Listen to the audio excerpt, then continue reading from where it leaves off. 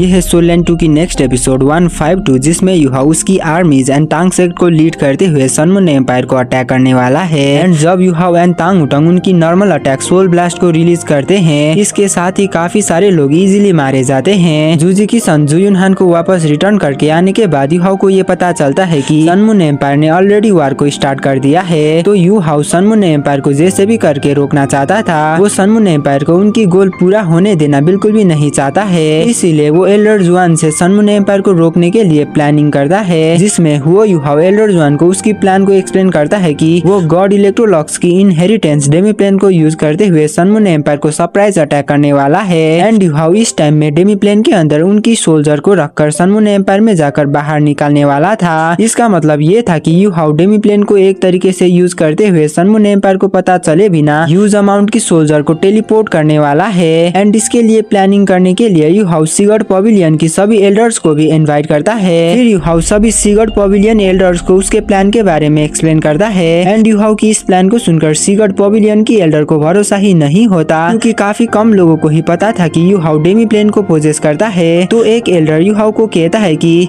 Yuhao आखिरकार तुम कैसे श्योर हो कि तुम्हारी अनडेड आर्मी हमारे ही लोगों को अटैक नहीं करेगी? अगर हम तुम्हारी डेमी प्लेन के अंदर रुकेंगे तो क्या तुम्हारी अनडेड आर्मी हमें अटैक नहीं करेंगे? क्या तुम्हारे पास इसके लिए और कोई गारंटीड मेजर है? तुम्हें ये जानना होगा कि डेमी प्लेन को सन मून एम्पायर में ट्रांसपोर्ट करने के लिए तुम्हें बाहर से सन मून एम्पायर में एंटर करना होगा। अगर उस टाइम में तुम्हें बाहर कुछ हो जाता है तो हम डेमी प्लेन के अंदर ही ट्रैप रहेंगे। जिस पर युहाओ जवाब देते हुए कहता है कि क्या मैं आप सभी एल्डर्स को एक बारी मेरी डेमी प्लेन में इन्वाइट कर सकता हूँ? मुझे पूरी तरीके से भरोसा है कि अगर आप सभी लोग खुद मेरे डेमी प्लेन को एनालाइज करोगे तो आप सभी लोग समझ जाओगे। सभी एल्डर्स को ये अच्छी तरीके से पता था कि अभी के टाइम में सिर्फ युहाओ की डेमी प्लेन ही टेबल्स को टर्न कर सकता है। एंड बिना अपने ही आंखों से देखे वो लोग कंफर्टेबल होकर युहाओ की प्लान को बिल्कुल भी फॉलो कर नहीं सकते थे। इतना कहने के साथ ही युहाओ इनकैंटेशन को चैंट करने लगता है, जिसके साथ ही एक पिच ब्लैक कलर की डेमी प्लेन की डोर इंट्रेंस ओपन होता है। एंड इसके साथ ही युहाओ वहाँ की सभी एल्डर्स को डेमी प्लेन दिखाने लगता है। उन एल्डर्स जो कि पहले ही डेमी प्लेन के अंदर आ चुके थे, उन लोगों को थोड़ा सा भी हैरानी नहीं होता है, लेकिन जो लोग अभी फर्स्ट टाइम आए थे वो लोग काफी ज्यादा शॉक्ड होते हैं, क्योंकि ये डेमी प्लेन बिल्कुल ही दोलू कॉन्टिनेंट की अपोजिट था। उन लोगों ने ऐसा एबनॉर्मल एनवायरनमेंट जिसमें पूरी तरीके से डेथ एनर्जी ही भरा पड़ा हो, ये कभी भी नहीं देखे थे। डेमी प्लेन के अंदर एंटर करने के बाद युहाओ के पीछे एक आइस ब्लू कलर की लाइट अपीयर हो गया था, जिसको फॉलो करते हुए हमें एक वॉइस सुनाई देता है जो कि युहाओ को ग्रैंडपा बुलाता है। एंड ये और कोई नहीं बल्कि Ice Bear King Little Bai था। सेरेक एकेडमी में सिर्फ काफी कम लोगों को ही युहाओ की ट्रू पावर्स के बारे में पता है। जब सभी एल्डर्स युहाओ के पीछे आइस बियर किंग को देखता है तो वो लोग और भी ज्यादा शॉक्ड हो जाते हैं, क्योंकि इन सभी एल्डर्स 90+ लेवल तक आ चुके थे। अब उनके पास स्पिरिट सोल को हासिल करने की कोई भी एबिलिटीज नहीं है और ना ही उनके पास अब चांसेस है। लेकिन इसका मतलब ये नहीं है कि उन लोगों को स्पिरिट्स में इंटरेस्ट नहीं था। आइस बियर किंग को देखते साथ ही उन लोगों को पता चल गया था कि ये भी युहाओ का ही स्पिरिट सोल है, जिसके पास 100,000 ईयर की कल्टीवेशन है। फिर लिटिल जियोबाई एक ह्यूज रोर को अनलिश करता है, जिसके साथ ही वहाँ की सभी अनडेड क्रीचर घबराकर जियोबाई से दूर भागने लग गए थे। वैसे तो जियोबाई की ओरिजिनल बॉडी 100 मीटर से भी ज्यादा बड़ा था। एंड अनडेड में कन्वर्ट होने के बाद जियोबाई और भी ज्यादा डेंजरस हो गया था। फिर युहाओ वहाँ की सभी एल्डर्स को जियोबाई के बारे में बताते हुए कहता है कि वहाँ की अनडेड जैसा दिखने वाला जियोबाई की ट्रू बॉडी है। कुछ टाइम पहले मैंने एंड जियोबाई ने डेमी प्लेन के अंदर स्पिरिट कॉन्ट्रैक्ट को प्रोसेस किया था। एंड उस टाइम में कुछ अननोन रीजन की वजह से जियोबाई की बॉडी डिस्ट्रॉय नहीं हुआ, इसके बजाय जियोबाई की बॉडी अनडेड में ट्रांसपोर्ट हुआ। एंड रिजल्ट के रूप में मुझे जियोबाई की सोल बोन तो नहीं मिला, बल्कि इसके अलावा मुझे और भी ज्यादा पावरफुल सपोर्ट मिल गया। ये जियोबाई की ट्रू किंग फॉर्म है। एंड इसके होते हुए यहाँ की अनडेड आर्मी कभी भी तुम सभी लोगों को हार्म नहीं करेगी। एंड बात रही बाहर मेरा कुछ होने का, तो इसमें आप सभी लोगों को चिंता करने की कोई भी जरूरत नहीं है, मैं पूरी तरीके से सेफ हूँ। युहाओ की इस बात को सुनकर एल्डर सॉन्ग नोट करते हुए युहाओ को कहते हैं कि युहाओ सच में तुम्हारी डेमी प्लेन काफी ज्यादा अमेजिंग है। वैसे तो सेरेक एकेडमी काफी ज्यादा स्ट्रॉन्ग है, लेकिन फिर भी पूरे सन मून एम्पायर को रेजिस्ट करना ये अभी भी स्टिल इम्पॉसिबल है। इससे भी बढ़कर सन मून एम्पायर सबसे ज्यादा नफरत सेरेक एकेडमी को ही करते हैं। एंड इन कुछ सालों में सेरेक एकेडमी ज्यादा प्रोग्रेस भी कर नहीं पा रहा, इसीलिए सेरेक एकेडमी के पास कॉन्फिडेंट नहीं है कि वो लोग सन मून एम्पायर को डिफीट कर सकेंगे। एंड अब जबकि युहाओ की इन अनडेड को यूज करने की प्लान पूरी तरीके से सेटिस्फाइंग था, तो वहाँ की सभी एल्डर्स भी युहाओ की प्लान्स की फॉलो करने के लिए लिए रेडी होते हैं। वैसे भी उन लोगों के पास इसके अलावा और कोई भी चॉइसेस नहीं है। इतना होने के साथ ही उन सभी लोग वापस डेमी प्लेन से ओरिजिनल दोलू कॉन्टिनेंट में रिटर्न करते हैं। एंड इसमें कोई भी हैरानी नहीं है कि अब सेरेक एकेडमी की सबसे बड़ा ट्रम्प कार्ड यही डेमी प्लेन है। एंड ऐसे ही वो लोग सन मून एम्पायर को रोकने के लिए प्लानिंग कंटिन्यू करते हैं। एंड इस मेन मिशन के लिए तांग सेट को कंट्रोल करने के लिए कहा गया था।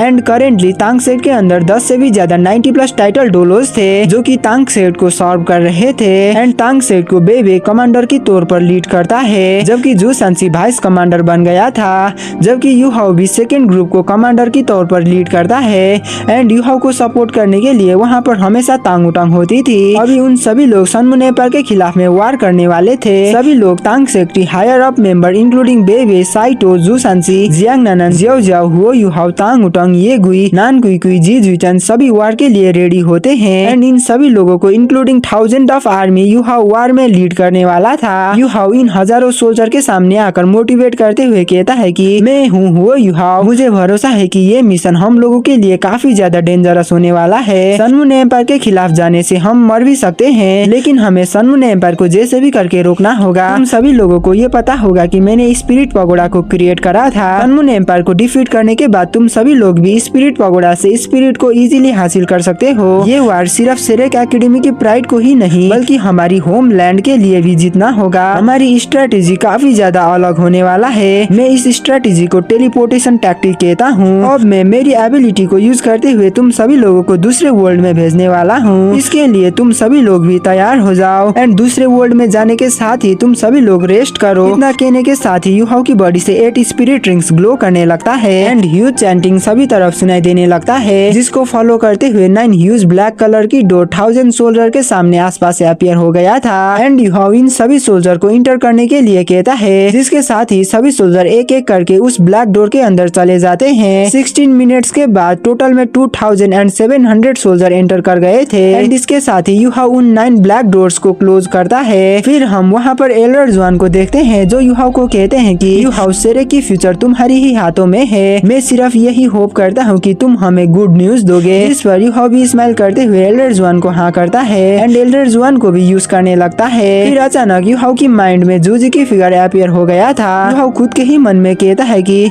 जूजी, क्या तुम अभी सन मून एम्पायर की आर्मी को लीड कर रही हो? सच में मैं तुम्हें बैटलफील्ड में देखना बिल्कुल भी नहीं चाहता हूँ। जबकि एल्डर जुआन यूहाओ को कहते हुए कहते हैं कि यूहाओ अब तुम भी वार में चले जाओ। इससे कोई भी फर्क नहीं पड़ता है कि तुम सक्सेस होते हो या फिर फेल होते हो, तुम सभी लोगों को सेफली लाना। तो यूहाओ भी एल्डर जुआन की इस बात पर हाँ करता है। एंड एल्डर जुआन को बाय करते हुए सन मून एम्पायर की तरफ वैनिश होता है। यूहाओ सन मून एम्पायर में जाने से पहले एक और बार प्रिंसेस जुजू व्हाइट टाइगर ड्यूक के साथ मिलकर उसकी प्लान्स को एक्सप्लेन करता है, जिसको सुनने के बाद प्रिंसेस जुजू यूहाओ को थैंक्स करते हुए कहता है कि यूहाओ, स्टार्लो एम्पायर तुम्हारी ही घर है। जब तुम इस वार में स्टार्लो एम्पायर को प्रोटेक्ट करोगे एंड हमें जीताओगे तो हम एम्पायर की तरफ से तुम्हारी कोई भी एक विश पूरा करेंगे। जिस पर यूहाओ व्हाइट टाइगर ड्यूक दाईहाओ को देखता है एंड एक स्माइल पास करता है। फिर वो कहता है कि अगर ऐसी बात है तो योर मैजेस्टी से मैं ड्यूक की टाइटल को चाहूंगा। यूहाओ की इस बात को सुनकर प्रिंसेस जुजू थोड़ा सा शॉक्ड होते हैं, क्योंकि ये ड्यूक की title originally white tiger Duke को बिलोंग करता है। एंड यूहाओ इतना कहने के साथ ही वो काफी तेजी के साथ फ्लाइंग टाइप सोल टूल को यूज करते हुए सन मून एम्पायर की तरफ जाने लग गया था। सन मून एम्पायर में एंटर करने के बाद वो यूहाओ वहाँ की सिचुएशन को चेक करता है एंड साइलेंटली ब्लाइंड स्पॉट पर जाकर, जहाँ पर सर्विलियंस सोल टूल ना हो, वहाँ पर कुछ इनकेंटेशन चैंट करने लगता है,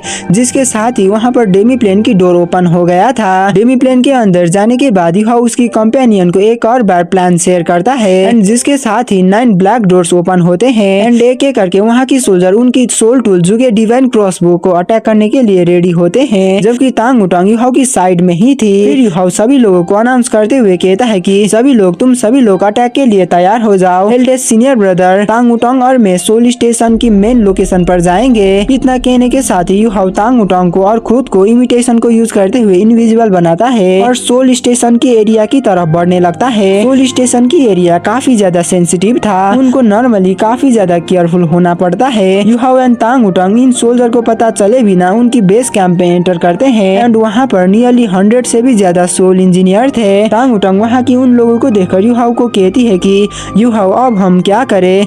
तो यूहाओ जवाब देते हुए कहता है कि वहाँ पर नियरली 100 के आसपास सोल्जर है और वहाँ पर सबसे ज्यादा स्ट्रॉन्गेस्ट में 7th रिंग सोल सेज का ही है। मुझे पूरी तरीके से भरोसा है कि ये लेवल 7 का ही सोल इंजीनियर होगा।